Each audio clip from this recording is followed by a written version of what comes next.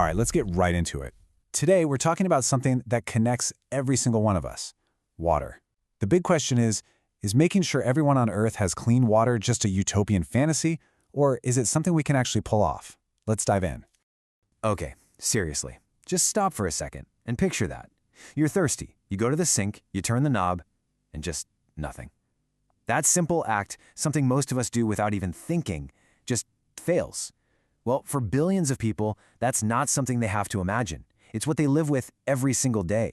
So, take that sinking feeling you'd get from an empty faucet, and now let's blow it up to a global scale, because that's exactly what we're facing. Here's the number you really need to remember: 2.2 billion. That is how many people are living without guaranteed, safe drinking water. That's more than a quarter of the entire planet's population. Just let that number sit with you for a second. And this totally reframes what we're talking about. This isn't some minor inconvenience like a broken tap you need to call a plumber for. No, this is about basic survival. Imagine having to journey for half an hour, and often way, way longer, just to get the one thing you need to live. And, like with so many of these huge problems, the weight of it all isn't shared equally. It lands squarely on the shoulders of the most vulnerable.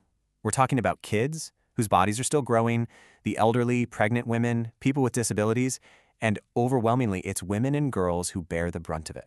Hundreds of millions of hours, every single day. Just think about what that really means. That's time that's literally stolen. Stolen from getting an education, stolen from earning a living, stolen from just being part of their own community. It is a massive, invisible barrier holding back so much human potential. And the cost?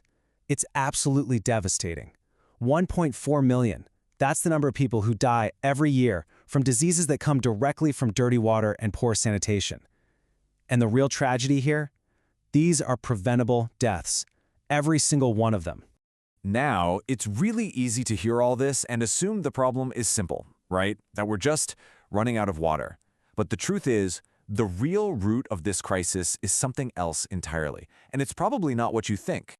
So that is the million-dollar question, isn't it? If our planet has enough fresh water for every human being, then what is going on? Why isn't it getting to the people who need it most? And here's the answer. This isn't a natural disaster. This is a crisis that we've created. It's a crisis of inequality, plain and simple, where your access to water depends on how wealthy you are or where you happen to live. It's a crisis of broken-down infrastructure that never gets fixed. And at its core, it's a crisis of political will, a failure to hold leaders accountable, to protect our water from pollution, and to prioritize this basic human need. And get this, the problem might be even bigger than we've been saying. When you zoom out from just drinking water and look at water scarcity for things like farming and basic sanitation, well, some studies suggest the number of people affected could be as high as 4 billion. That's literally half of humanity. Okay, I know, that was all pretty heavy. But this story is not all doom and gloom, not even close. This is a solvable problem, and the road ahead is actually a lot clearer than you might think. We have the solutions. Seriously, we do. It starts with building things that are meant to last, with a real plan for maintenance from day one.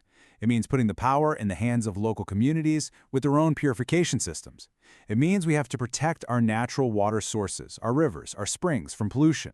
We had to get smarter about safely recycling wastewater, and we need to keep pushing forward with modern desalination, using clean energy to turn seawater into fresh water. But listen, all that tech, the pipes, the filters, you name it, it's all pretty much useless without this one thing: good governance. That's the bedrock. We need fair policies that treat water as a fundamental human right. We need transparency so we know how our resources are being managed, and we need solid data to make sure our solutions are actually working for the people who need them. So as we start to bring this home, there's one last idea I really want you to think about, something that goes way beyond just the physical need for a drink of water. There's this quote that it hits the nail on the head. Water poverty is not just thirst. It is the absence of choice. I mean, think about it. When your entire day, your health, your whole future is dictated by the search for water, you have no choices. You can't choose to go to school. You can't choose your job. It's a trap, and it robs people of their ability to shape their own lives. So here's the most important takeaway from all of this. We can fix it. The technology is there. The solutions are known. The only thing missing is the collective will, the decision to actually take this problem seriously. And for those of us lucky enough to turn on a tap without a second thought, maybe the first step is to never forget that what we have is an incredible privilege. It's not a given. And that really brings us to the final question I want to leave you with. If this basic necessity for life, for dignity, for choice, isn't guaranteed for billions of people, what is its real value? And how should that change the way we think about every single drop? Click the subscribe button and activate the bell to ensure you don't miss anything.